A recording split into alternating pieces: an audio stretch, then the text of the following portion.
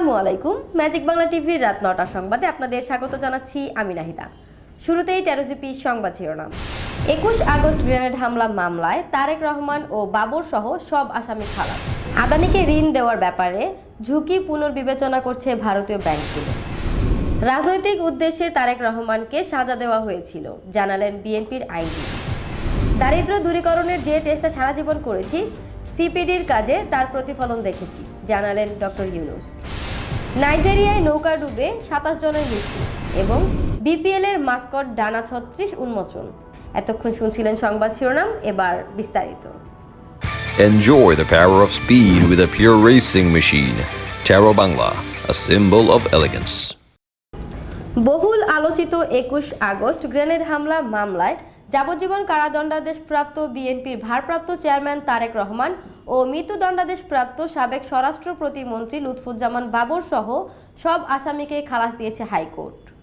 এ সংক্রান্ত দুটি death reference আসামিদের আপিল ও জেল আপিল নিষ্পত্তি করে বিচারপতি এ.কে.এম. আসাদুজ্জামান ও বিচারপতি সৈয়দ এনায়েত হোসেনের সমন্বয়ে গঠিত হাইকোর্ট বেঞ্চ আজ রবিবার এ রায় দেয়। সেই সঙ্গে বিচারিক আদালতের রায়কে অবৈধ বলে হাইকোর্ট পর্যবেক্ষণ দিয়েছে। এর আগে গত ২১ নভেম্বর এ মামলার ডেথ রেফারেন্স ও আপিল শুনানি শেষ হয়। সেদিন বিষয়টি রায়ের জন্য সিএভি রাখে আদালত। পরে বিষয়টি রায়ের জন্য আজকের কার্যতালিকায় রাখা হয়। গত ৩১ অক্টোবর হাইকোর্টে এই মামলার শুনানি শুরু হয়। আদালতে রাষ্ট্রপক্ষে deputy attorney general Mohammad Jasim Sarkar শুনানি করেন। আসামি পক্ষে শুনানি করেন জ্যেষ্ঠ আইনজীবী এস.এম. শাহজাহান ও আইনজীবী মোহাম্মদ শিশির মনির। ২১ আগস্ট গ্রেনেড হামলার মামলায় ২০১৮ সালের ১০ অক্টোবর বিচারিক আদালত সাবেক স্বরাষ্ট্র প্রতিমন্ত্রী লুৎফুজ্জামান বাবর ও বিএনপি নেতা আব্দুস সালাম পিন্টু সহ ১৯ জনের মৃত্যুদণ্ড দেন। একই সঙ্গে বিএনপির senior vice chairman Tarique Rahman সহ ১৯ জনের যাবজ্জীবন কারাদণ্ড দেওয়া হয়। বিভিন্ন মেয়াদে কারাদণ্ড দেওয়া হয় অপর ১১ আসামিকে। পরে ওই বছরের ২৭ নভেম্বর মামলার বিচারিক আদালতের রায় প্রয়োজনীয় নথিসহ হাইকোর্টের ডেথ রেফারেন্স শাখায় পৌঁছে। পাশাপাশি কারাবন্দী আসামিরা আপিল করেন। ২০২২ সালের ডিসেম্বরে এ মামলার আপিল শুনানি বিচারপতি শহীদুল করিমের নেতৃত্বাধীন বেঞ্চে শুরু হয়। এর মধ্যে ওই বেঞ্চ পুনর্গঠন হয়। এ কারণে নতুন বেঞ্চে আবার শুনানি হয়। আদানি গোষ্ঠীকে দেওয়া ঋণ পর্যালোচনা করছে ভারতীয় ব্যাংকগুলো। সেই সঙ্গে নতুন ঋণ দেওয়ার ক্ষেত্রে সতর্ক অবস্থান নিয়েছে ভারতের ৮টি ব্যাংক। স্টেট ব্যাংক থেকে শুরু করে ভারতের ৭টি ব্যাংক আদানি গোষ্ঠীর কোম্পানিগুলোকে নতুন ঋণ দেওয়ার আগে সব দিক খতিয়ে দেখার সিদ্ধান্ত নিয়েছে। এই ব্যাংকগুলো হলো bank of India, union bank, ICICI bank, Canara bank, IDBI bank ও আরবিএল ব্যাংক। যুক্তরাষ্ট্রে গৌতম আদানি ও তার ভাতিজার বিরুদ্ধে ঘুষ দেওয়ার অভিযোগ ওঠার পর মুডিজ ও ফিচের মতো আন্তর্জাতিক ঋণমান নির্ণয়কারী সংস্থা আদানি গোষ্ঠীর একাধিক কোম্পানির ঋণমান হ্রাস করছে। ফলে বাজার থেকে তাদের পুঁজি সংগ্রহ করা কঠিন হয়েছে। সেই সঙ্গে যুক্ত হলো এবার ৮টি ব্যাংক।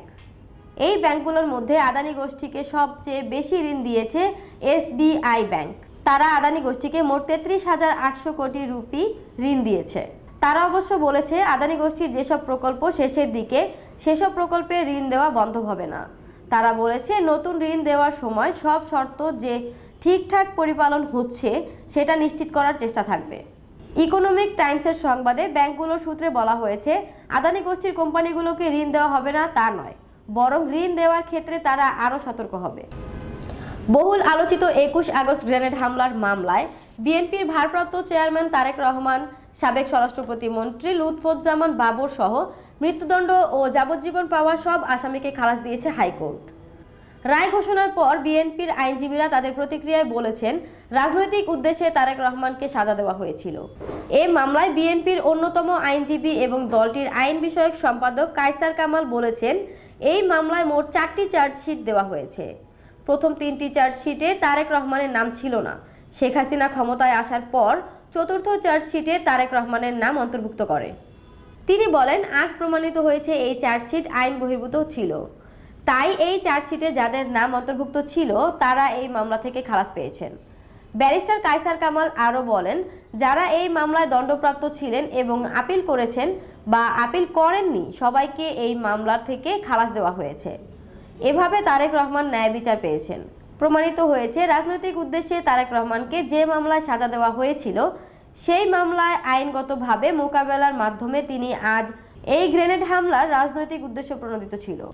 অন্তর্বর্তীকালীন সরকারের প্রধান উপদেষ্টা ডক্টর মোহাম্মদ ইউনূস বলেন, দেশের সাধারণ মানুষের সামগ্রিক অবস্থার পরিবর্তন এবং দারিদ্র্য দূরীকরণের যে চেষ্টা আমি সারা জীবন ধরে করেছি, সিপিডির কাজে সব সময় তার প্রতিফলন দেখেছি। সিপিডি অতীতের মতো বুদ্ধিবৃত্তিক অবদান রেখে যাবে বলে আশা করেন তিনি। আজ রোববার সকালে রাজধানীর মহাখালীর ব্র্যাক সেন্টার ইনে সিপিডি এক অনুষ্ঠানে একথা বলেন প্রধান উপদেষ্টা। সিপিডির 30 বছর পূর্তি উদযাপন উপলক্ষে এই অনুষ্ঠানের আয়োজন করা হয়। এতে আগে ধারণ করা ভিডিও বক্তব্যে প্রধান উপদেষ্টা একথা বলেন। ডক্টর ইউনূস বলেন, সিপিডি সব সময় স্রোতের বিপরীতে দাঁড়িয়ে স্বাধীনভাবে চিন্তা করেছে এবং দেশের স্বার্থে নীতি নির্ধারকদের পরামর্শ দেওয়ার চেষ্টা করেছে। গণতান্ত্রিক, ন্যায়ভিত্তিক ও জবাবদিহিমূলক সমাজ প্রতিষ্ঠায় সব সময় সিপিডি সচেষ্ট থেকেছে বলে মন্তব্য করেন তিনি। ডক্টর ইউনূস আরও বলেন, সাম্প্রতিক ছাত্র জনতার গণ অভ্যুত্থানের মনন সৃষ্টিতে সিপিডির গবেষণা ও জনসচেতনতামূলক কার্যক্রম অশেষ ভূমিকা রেখেছে। ডক্টর ইউনূস আরও বলেন, সাম্প্রতিক ছাত্র জনতার গণ অভ্যুত্থানের মনন সৃষ্টিতে সিপিডির গবেষণা ও জনসচেতনতামূলক কার্যক্রম অশেষ ভূমিকা রেখেছে। এ কারণে এই প্রতিষ্ঠান সব সময় আমার কাছে বিশেষ তাৎপর্য বহন করে। 30 বছরের দীর্ঘযাত্রায় সিপিডি দেশে বিদেশে স্বনামধন্য থিঙ্ক ট্যাঙ্ক হিসেবে পরিচিতি পেয়েছে বলেও উল্লেখ করেন ডক্টর ইউনূস। দিনব্যাপী এই অনুষ্ঠানে সূচনা বক্তব্য দেন সিপিডির চেয়ারম্যান অধ্যাপক রেহমান সোবহান। একসময় কেবল সরকার ও বিদেশি উন্নয়ন সহযোগীরা নীতি নির্ধারণ করত উল্লেখ করে তিনি বলেন, এই নীতি নির্ধারণ হওয়া উচিত গণতান্ত্রিক। এই বিবেচনায় তারা নাগরিক সমাজ, ব্যবসায়ী, শ্রমিক, এনজিও সহ সব অংশীজনকে নীতি নির্ধারণ প্রক্রিয়ায় যুক্ত করতে চেয়েছিলেন। এ বিষয়ে তাকে সিপিডির যাত্রায় অনুপ্রাণিত করেছে বলেও উল্লেখ করেন তিনি। দর্শক, এ পর্যায়ে নিয়ে নিচ্ছি ছোট্ট একটি 13 জিপি বিজ্ঞাপন বিরতি। ফিরছি কিছুক্ষণ পর, সঙ্গেই থাকুন। We believe in speed. We believe in power. We are built to race. Let's start the joy of riding.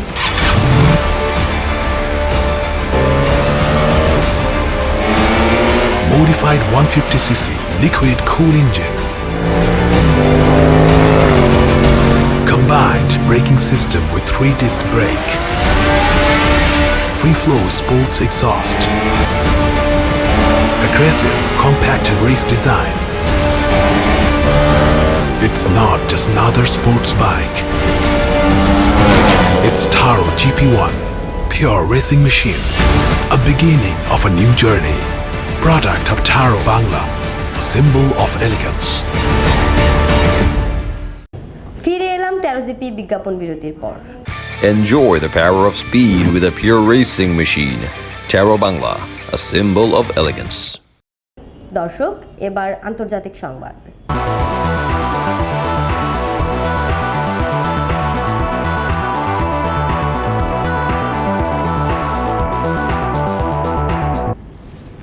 নাইজেরিয়ায় Niger নদীতে নৌকা ডুবে অন্তত 27 জনের মৃত্যু হয়েছে। দেশটির কর্মকর্তারা জানিয়েছেন, বৃহস্পতিবার রাতে কোগি থেকে পার্শ্ববর্তী নাইজার রাজ্যের একটি খাদ্যবাজারে যাওয়ার সময় 2 শতাধিক যাত্রী নিয়ে নৌকাটি ডুবে যায়। নাইজার রাজ্যের জরুরি ব্যবস্থাপনা সংস্থার মুখপাত্র ইব্রাহিম আউদু জানিয়েছেন, এখন পর্যন্ত 100-র বেশি যাত্রী নিখোঁজ রয়েছেন। কোগি রাজ্যের জরুরি পরিষেবার মুখপাত্র সান্দ্রা মুসার বরাতে জানানো হয়েছে, শুক্রবার সন্ধ্যা পর্যন্ত 27 জনের মরদেহ উদ্ধার করা হয়েছে। নিখোঁজদের সন্ধানে স্থানীয় ডুবুরি ও উদ্ধারকারীরা কাজ চালিয়ে যাচ্ছেন। সান্দ্রা বলেছেন, দুর্ঘটনার সঠিক কারণ এখনও জানা যায়নি। নদীর প্রবল স্রোত ও নৌকাটির বয়স সম্ভাব্য কারণ হতে পারে। এছাড়া ভুক্তভোগীদের মধ্যে কারো কাছেই লাইফ জ্যাকেট ছিল না, যা মৃত্যু সংখ্যা বাড়িয়েছে। নাইজেরিয়ায় জলপথে পর্যাপ্ত নিরাপত্তা ব্যবস্থার ঘাটতির কারণে প্রায়শই নৌকাডুবির ঘটনা ঘটে। গত মাসে নাইজার রাজ্যে 3 শতাধিক যাত্রী নিয়ে একটি নৌকা ডুবে যায়। এতে প্রায় 100 জনের মৃত্যু হয়। এছাড়া সেপ্টেম্বর মাসে জামফারা রাজ্যে নৌকাডুবিতে 40 জন প্রাণ হারান। দর্শক, এবার খেলার খবর।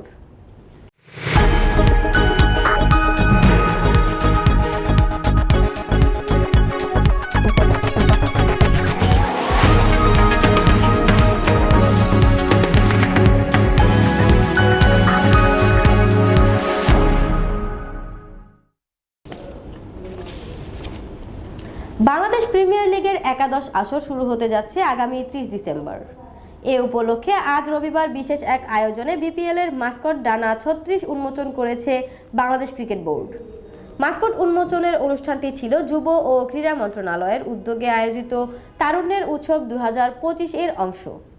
অনুষ্ঠানে প্রধান অতিথি হিসেবে উপস্থিত ছিলেন যুব ও ক্রীড়া মন্ত্রণালয় এবং স্থানীয় সরকার, পল্লী উন্নয়ন ও সমবায় মন্ত্রণালয়ের উপদেষ্টা আসিফ মাহমুদ সজীব ভুঁইয়া। আরও ছিলেন বিসিবি সভাপতি ফারুক আহমেদ, বাংলাদেশ ফুটবল ফেডারেশনের সভাপতি তাবিথ আউয়াল এবং বিসিবির অন্যান্য কর্মকর্তারা।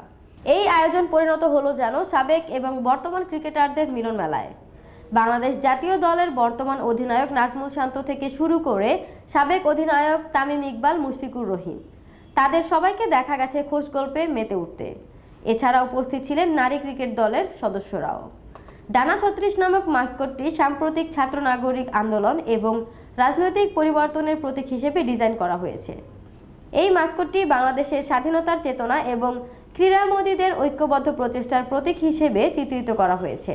এই পায়রার মাস্কটটিকে স্বাধীনতার চেতনার সাথে মেলবন্ধন ঘটানোর জন্য ডিজাইন করা হয়েছে, যা খেলাধুলার একটি অপরিহার্য অংশ এবং ক্রিকেট সংস্কৃতিরও একটি মূল প্রতিপাদ্য বিষয়। পায়রাকে শান্তি এবং স্থিতিস্থাপকতার প্রতীক হিসেবে দেখা হয়, যা একটি জাতির শক্তি এবং ঐক্যকে প্রতিফলিত করে। আগামী 23 ডিসেম্বর মিরপুর শেরেবাংলা স্টেডিয়ামে বিপিএল-এর উদ্বোধনী অনুষ্ঠান অনুষ্ঠিত হবে। একই ধরনের অনুষ্ঠান 25 ডিসেম্বর চট্টগ্রামের এম.এ. আজিজ স্টেডিয়ামে এবং 27 ডিসেম্বর সিলেট জেলা স্টেডিয়ামেও আয়োজন করা হবে। শেষ করার আগে শিরোনামগুলো আরও একবার। 21 আগস্ট গ্রেনেড হামলা মামলায় তারেক রহমান ও বাবর সহ সব আসামি খালাস। আদানিকে ঋণ দেওয়ার ব্যাপারে ঝুঁকি পুনর্বিবেচনা করছে ভারতীয় ব্যাংকগুলো। দারিদ্র্য দূরীকরণের যে চেষ্টা সারা জীবন করেছি, সিপিডির কাজে তার প্রতিফলন দেখেছি, জানালেন ডক্টর ইউনূস। রাজনৈতিক উদ্দেশ্যে তারেক রহমানকে সাজা দেওয়া হয়েছিল, জানালেন বিএনপির আইনজীবী। নাইজেরিয়ায় নৌকা ডুবে 27 জনের মৃত্যু এবং বিপিএল-এর মাস্কট ডানা 36 উন্মোচন। দর্শক, এই ছিল আজকের সংবাদ। পরবর্তী সংবাদ দেখার আমন্ত্রণ জানিয়ে শেষ করছি এখনকার সংবাদ। ভালো থাকুন, সুস্থ থাকুন, ম্যাজিক বাংলা টিভির সাথেই থাকুন। ধন্যবাদ।